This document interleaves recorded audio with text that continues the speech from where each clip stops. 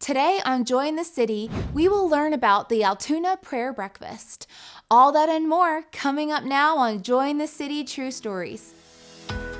Joy in the City is a program highlighting people and organizations having an impact in our city. All too often, we hear about the problems and dysfunction in our culture. But we are coming with a different approach as we take a look at the good things going on here in our community. I'm Bethany Marshall, and you are about to see what God is doing in our city. The Altoona Prayer Breakfast has been in existence for a few years. In our first segment, we're going to talk with Mayor Matt Pacifico, the originator of the concept of having a prayer breakfast in our community. Well, today I'm here with the mayor, and we're going to talk about the Altoona Prayer Breakfast. Mayor, several years ago, you came to a handful of the pastors, I believe, and just some people and talked about doing a prayer breakfast. Talk a little bit about why you wanted to start this so many years ago. So this all came about one night. I was laying in bed, and I remembered that a few years ago, John Eichelberger, when he was in the Senate, he invited me to the Commonwealth Prayer Breakfast. He was involved with the planning of that, and he had a table, and he invited me. So I was in Harrisburg that day anyways for some meetings at the Capitol, and I attended the prayer breakfast. And I thought it was really awesome to see members of the legislature, both sides of the aisle, there that morning to pray and to worship. And I thought that was really cool. And then, so I don't even know what the reason was, why that came to me one night when I was laying in bed, but I thought it would be really cool if Altoona had a prayer breakfast. So I reached out to Senator Eichelberger, asked him, hey, would you want to be a part of this locally if we did this here? And he was immediately on board with it. I reached out to Pastor Richard Cox at Overflow, asked if he wanted to help assemble a group of pastors that would want to do something like this. And and so here we are now. We're going into year 4 of the prayer breakfast. We have a really great program this year for it. So for anybody who's watching, I'm honored to be part of this committee that's been putting this together. This year it's going to be on October 20th. Mm-hmm. Talk a little bit about what you don't need to go through all the details of the program, but what are the different elements of the day that would be interesting for someone to come out? It's about unity, really. We pray for government, for families, for media, for businesses, so it's just a great time for everybody to come together, no matter what walk of life you're in, and just meet and pray and have some breakfast and hear a really positive, encouraging message from the speaker that we have lined up this year. So we have some music planned, and of course breakfast, as you mentioned. This day, when we first started this 4 years ago, I had really no idea what was going to transpire, but I think really from day one, we've actually had a good crowd meeting at the casino. The first year at least met at the casino. Second year was virtual because of COVID, but we still had a prayer breakfast, virtual prayer breakfast, but the first one at the casino. What were your thoughts on or expectations that first year going into it? Yeah, so I didn't know what to expect either. I think we ended up with 200 or so people that first year, which, was really positive and encouraging to see that there was that many people, for our first time doing this. We didn't really know what we were doing, we were kind of just stringing things together as we went and hoping that it all came together and worked out well when we put it into the final program, and so it was really just really awesome to see the support that came out.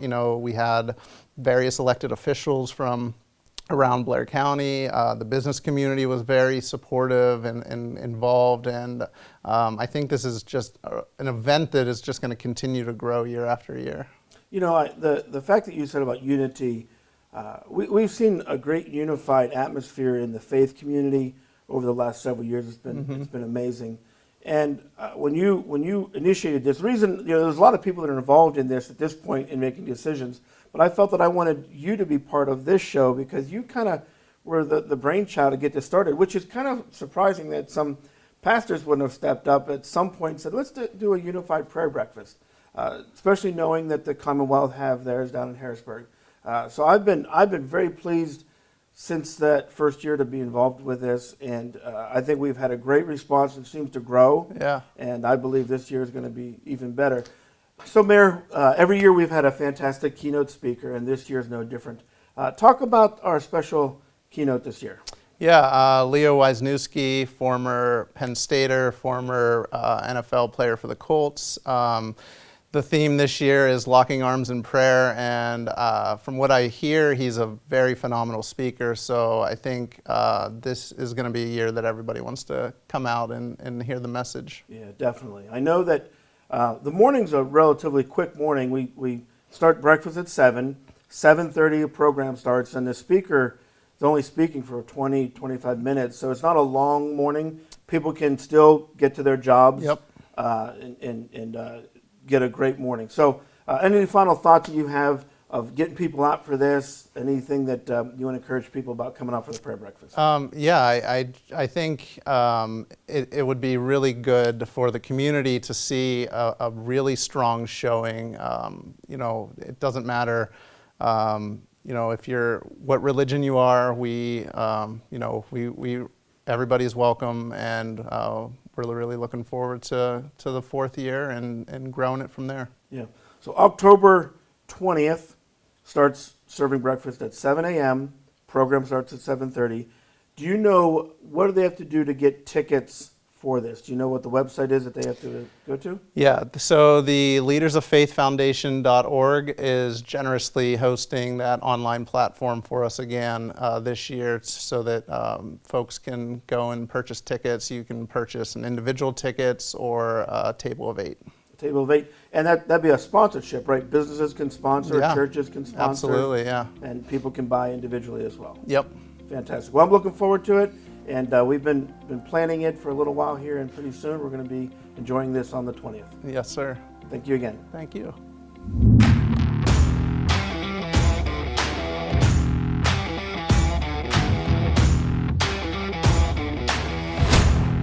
Impact Productions, a multi-layer technology company providing on-site, online, and in-studio video services.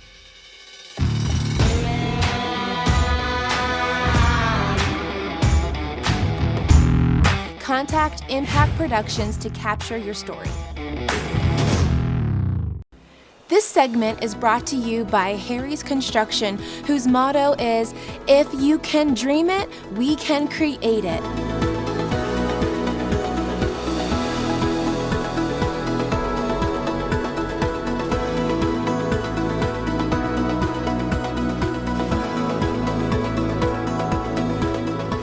They are the kitchen and bath design experts, so call Harry's Construction for all your remodeling needs. During our second segment, we will talk to former State Senator John Eichelberger about his involvement with the Altoona Prayer Breakfast. Well, hello again, John. Thank you for joining me today. You've been here several times, recorded different shows, but today we're going to be talking about the prayer breakfast. Our last segment, we talked to Mayor Matthew Pacifico about initiating the prayer breakfast that we have here in Altoona, but I know you've been involved in this since the very get-go. So talk a little bit about your connection to this. Well, Matt's a friend of mine, and Matt called one day and said, "Hey, I am interested in trying to get something started here. I think it'd be nice to have a prayer breakfast in Altoona." And I said, "Yeah, I think that's a great idea." And we worked together, got some other folks involved, and some local pastors and some people, and had a number of meetings. We met for several months and had great ideas and thought we could get some things going. Then we hit some sticking points about how we were going to track tickets and money, and we didn't want it to look like it was coming from any particular church, like one church was in charge of something. So we weren't sure quite how to handle things. And I'd been involved for years with the Commonwealth Prayer Breakfast when I was in the state Senate. So I was on the planning committee for that and had worked on that for years and co-chaired it one year. A lot of times people, you only get to chair it once, so you co-chair it and then you move on and they bring in other people. We always would get a House member and a Senate member. We'd get a Republican and a Democrat. We'd try to make it, friendly as possible politically in Harrisburg. And then, so I had some contacts there to get a couple people involved that had done that breakfast, as well as some others around the state in communities. And we brought them in, everybody agreed, and I think it's worked really well that they have the technology and the expertise to help us along to actually have a nicer event than what we probably would have just doing it on our own. Sure. Obviously, I've been part of this for years, and I know whenever the early planning stages, bringing in Rob in from Leaders of Faith Foundation was just a blessing with, like you said, the management of getting tickets online, just the management of all the ticket sales and everything. We didn't really have the resources to do that unless a church had to absorb that into their bookkeeping and so forth. So, and then Stephanie coming in the administration piece of it, it really took a weight off of our shoulders of the first time, and they've been wonderful. So how many years have we been doing the prayer breakfast? Well, 4 or 5. We had that little bump around the pandemic. Yeah, 2020 we did an online, quote, virtual prayer breakfast, which was still a neat experience. But so I think with 2019, 2018, 2019. So anyway, several years we've been doing this. Yeah. And going to be doing another one here October 20th at the casino. And talk a little about what you think the value in having a prayer breakfast, a gathering like this. Why do we do it? What's your opinion? Well, I think a couple of things. One thing is, I think obviously it's another Christian event that we have in the community, which includes a little broader than just the city of Altoona. We certainly welcome people from all over the county, and we actually have some people coming in from outside the county that come to the breakfast, which is great. And it's a nice event for everybody to come hear the gospel in one way or another. We have music, we have a nice program, a good breakfast, all those things, and it's just a nice event for Christian fellowship, and always an opportunity to learn and grow in our faith. And then, if you think a little below the surface, it's another event where we have lots of different churches and lots of different people from different congregations and different faiths coming together to celebrate an event like that, as one. Sure. So we don't have it helps erode some of the division we have that we've always had in the Christian faith over the years, and we've come a long way in Blair County thanks to a lot of people that have done a lot of great work to pull things together. And it's a nice thing, the variety of denominational connections. We've got Catholics, Methodists, Presbyterians, Pentecostal. You got a variety of people that come, having different people pray for different topics from a variety of backgrounds. So it's not one denomination or even one style that is the majority. It truly is a multiple effort from this. I think it's the concept from the get-go. And I went to one of the prayer breakfasts in the Commonwealth down in Harrisburg. Sat at your table as a guest of you, and I thought it was a wonderful environment, wonderful event. But the one here in Altoona, in concept, is very similar. But it's just really neat to see all these different churches and Christian businessmen and women, and some of the corporate sponsorships and the corporations that get connected to this has been wonderful as well. Is that intentional to try to get the businesses, the Christian businesses, involved in this? Yeah, I mean, we need some money to help pay for the event, for one thing. But I think anytime a business can step up and support a Christian activity, that's a win for everybody. They know that business does that, and I think business owners are usually happy to help out with that kind of thing. So it's good. It's good all the way around. Yeah, it's a good event. So we have October 20th. We have the cost is at $25. And what's the table sponsorship cost? $350. $350 for a table sponsor of 8. And it's always going to be a great time. 7 o'clock the food begins. Yep. 7:30 the program begins, and we're usually out of there by what, 9 o'clock? 9 o'clock. Yeah. So if someone's considering, I'd like to be part of this, I'm not sure if it's something that I should get up for. What can you say to encourage someone to join this? Try it. I think everybody will enjoy it. It's a fun morning too. It's fun, and like I said, you'll get something out of it spiritually, but it'll be a fun morning. You'll enjoy the music, you enjoy the fellowship. We have a great speaker this year, and we always have a good speaker, and we bring these people in from out of the area. They're paid. They're professionals. They'll do a good job, and everybody's always excited to see them come in, and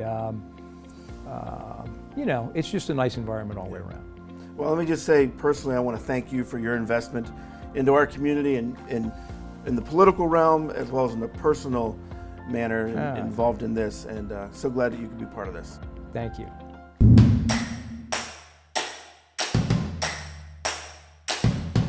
Made by Vogel is a father and son business that produces high-quality handmade wooden products such as cutting boards, bowls, bottle stoppers, and more.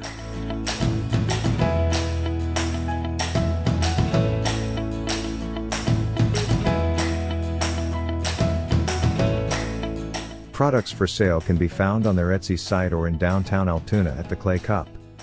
You can't go wrong buying from Made by Vogel. Is the Bible reliable as a historical document? How can it possibly remain accurate after thousands of years? How do you know that what you have today is what was written down? Even Christ followers sometimes have their doubts. Well, I just want to hone in a few minutes on the Old Testament and answer that question with physical evidence before you. The Lode Scroll, hidden for over 500 years, may reveal the answers. With something so valuable, so rare, and so unique in history. Award-winning author and international speaker Josh McDowell invites you to discover the evidence. Literal, physical evidence. An ancient and authentic copy of the Torah, rare, handmade, meticulously preserved through generations of hardship and suffering. Heaven and earth shall pass away, but my words shall not pass away. Now you can see the 72-foot-long Lode Scroll for yourself, touch the edges, even photograph it. You can walk right up to it. Explore history, archaeology, and antiquity. One of the great artifacts of history that is physical evidence that what we have is what was written down. Don't miss this unique opportunity to satisfy your mind and soul about the reliability of the Bible. Discover the evidence and watch your doubts fade as the rock-solid facts unfold. For our final segment today, we are going to talk to this year's keynote speaker about his ministry and heart behind this year's event. So I have with me today via Zoom Leo Wisniewski. He was a part of an event that we had at the Lighthouse several years ago, and he's going to be the keynote speaker this year for the prayer breakfast.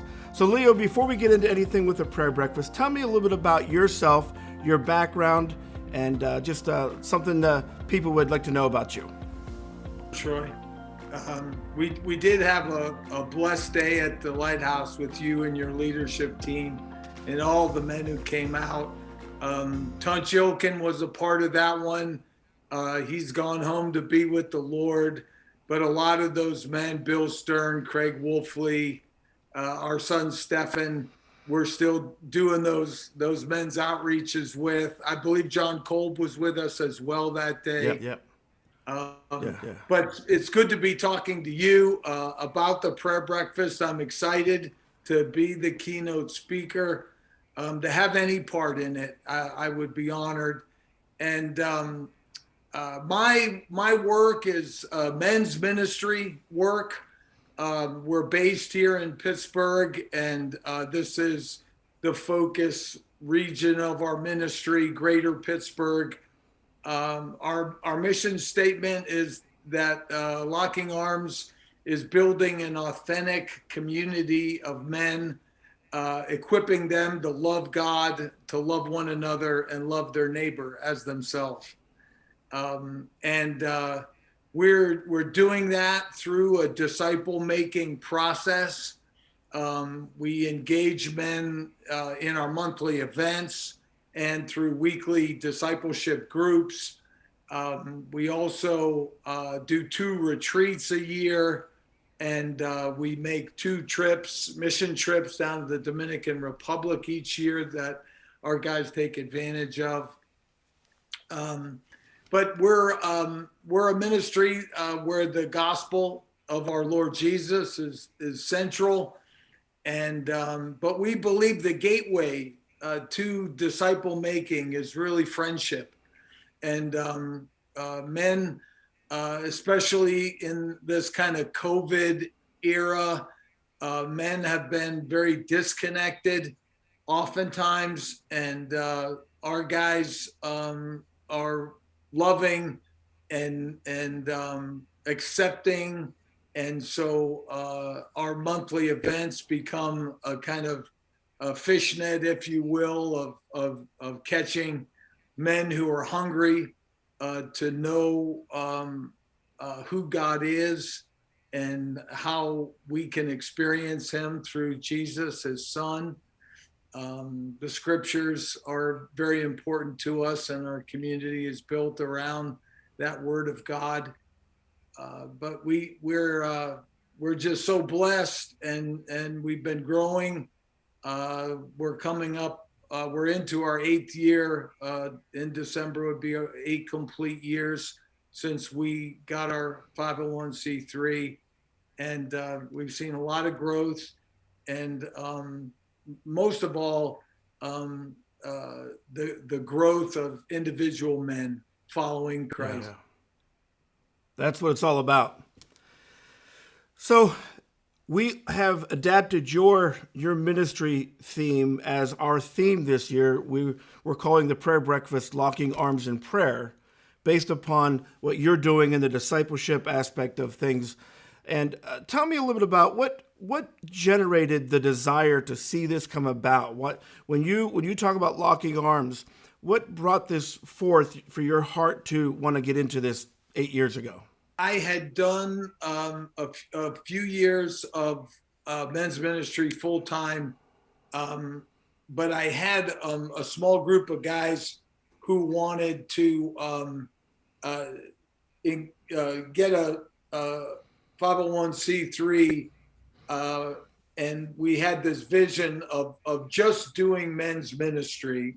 The other work that I was involved with had different facets to it, and we felt like if we were just laser focused on men's ministry, that would be something that the Lord would really bless. And so I had 3 guys, 2 that were with me from the very beginning, Bill Cray and John Cullen, and those 2 guys, along then with Dario Donatelli, they helped to build vision for what Locking Arms would be all about. And I think maybe 2 things that make us somewhat unique. We're a parachurch men's ministry. We don't try to replace the local church in any way. We believe in loving men, building them up, equipping them so that they can go back to their respective churches and be stronger leaders, husbands, and community leaders. So we've got a number of churches that we have a good relationship with, and they support us financially. And we have a number of ministry partners that we support financially. One of those is Del Rey Ministries. They're training over 20 pastors in the Dominican Republic. And we've been a part of supporting that work now for 8 full years. And that's grown our level of participation. Another one, Mercy for All Nations. That one's led by John Kerry, and they're focused on serving the displaced Afghan families and getting them resettled. And that's been a great work that we've been supporting. So I think we're a little bit unique in that respect. We believe our good friend Matt Geppert from Southeast Asia Prayer Center, he's fond of saying that they would much rather have a little piece of something very big than a big piece of something very small. So we believe that as well, to have a small piece of some of the greater kingdom works God is doing, Sure. Especially in Pittsburgh. We want to support those. As we wrap up, now you're a former Penn State player, which everyone around here, they're going to love you for that alone. You spent some time in the NFL. How has your experience in that realm equipped you for some of the things you're doing today? Well, I look at the ministry experience I had when I was in the league. I got invited to a lot of football camps to work those camps with youth and preach.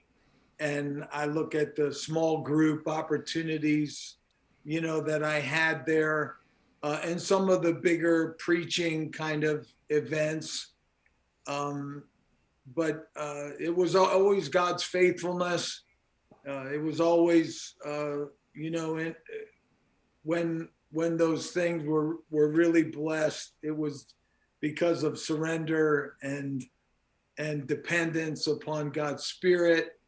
I think I learned that God didn't need my celebrity at all, and it was about my heart yielded to Him and a walk of daily obedience to Christ that made the difference on whether God could really use me or not. But I think those years, there was a lot of hardship in those years for me with knee surgeries and whatnot. And actually that was really good preparation for me. I had envisioned, a long tenure in the league and more success. And so the Lord used all of that, though. Well, thank you for chatting with me for a few minutes today. And I want to let you know, I know many people that I've talked to already are really looking forward to the October 20th prayer breakfast and looking forward to having you as keynote speaker. So prayers for you and your ministry and all that you do. And thank you once again for joining me today. Thanks so much, Troy. God bless, brother. That's all the time we have today. Thanks for watching Joy in the City True Stories. Let me encourage you to watch other episodes of people and organizations having an impact on our community on ABC 23 at 5:30 a.m. and 12:30 p.m. every Sunday. You can also catch us each week on our Facebook page and YouTube channel. Until then, be encouraged because God is moving in our city.